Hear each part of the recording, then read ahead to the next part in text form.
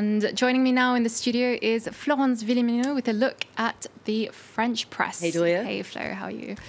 So let's take a look at what's grabbing headlines. The French papers are really focusing on the report by France's national auditor, raising the red flag on public spending. Tell us more about that. This is the Cour des Comptes. They essentially question the sincerity of the 2017 budget, saying that François Hollande's government essentially was too optimistic and undervalued spending. There's about an €8 billion hole in the budget. So you can see here the front page of Le Figaro. Gotta say, a lot of gloating going on. This is, of course, the conservative right-wing paper. Not a big fan of François Hollande or his policies over the past 5 years.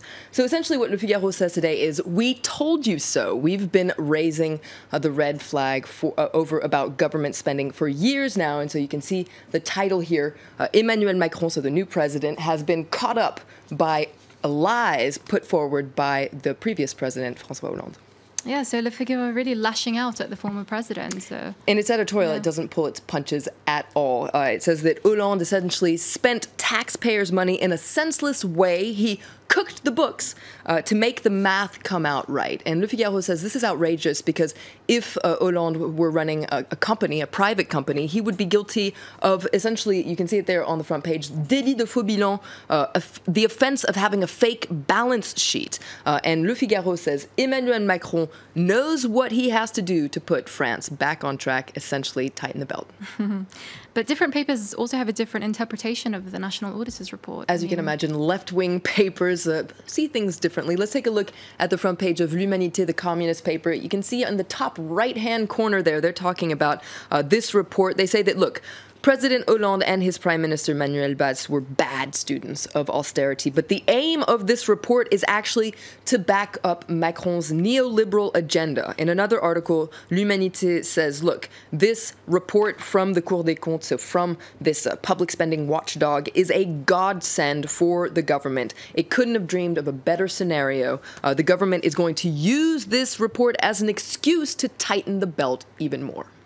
Okay, well, let's move on now to something completely different. Left-wing paper Libération has a special report on something that isn't often discussed at a national level: domestic violence in France. Why is that? It's something that's often discussed at a very local level, but not so much as a national level. And you can see it here on the front page of Libération. It's talking about an investigation into a mass murder. The figures are indeed chilling. Every 3 days, a woman dies in France due to domestic violence from a partner or an ex-partner. So we're talking about hundreds of women dying every year. And according to Libération, it doesn't seem to upset that many people at a national level. There's kind of a general indifference to this widespread phenomenon that really touches all categories of society. Now, each different case has a different reason for this domestic violence, but there are some recurring themes that kind of go against stereotypes. For instance, Libération says there are, not that many cases involving foreign women, for instance.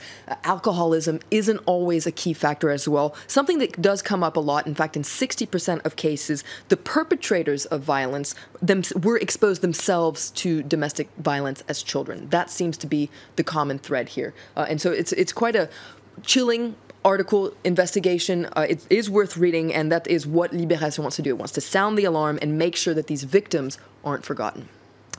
And if we move now on to the Catholic paper La Croix, they're focusing on a scandal that's really shaking the Vatican. Yesterday, Cardinal Pell, the third most senior official in the Roman Catholic Church, was charged with sexual abuse. Huge story, of course. Big story in the Catholic world. You can see it here on the front page of La Croix. They're talking about this sexual abuse scandal really sending a shock wave through the Vatican. Now, the Cardinal insists that he's innocent. He's announced that he's temporarily stepping down to return to his native Australia to face these charges. But according to La Croix, the damage is already done to a certain extent.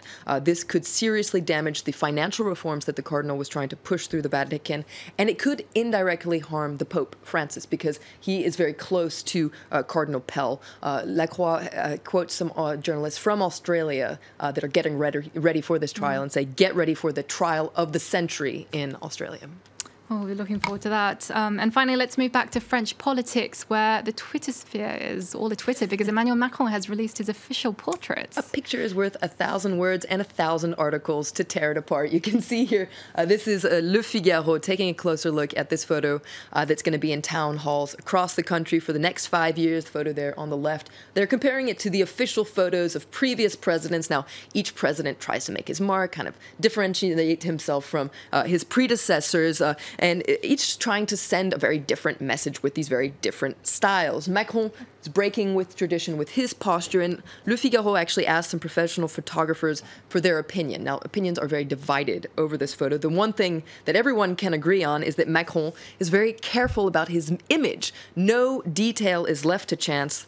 Lots of Photoshop was used in this photo. You can read more about it here in Le Figaro. And of course, on Twitter, people had a field day. A lot of people saying it looked a lot like an advertisement for a luxury suit. Well, it's not too bad if I may say so It's a pretty good myself. photo, I think. It's nice.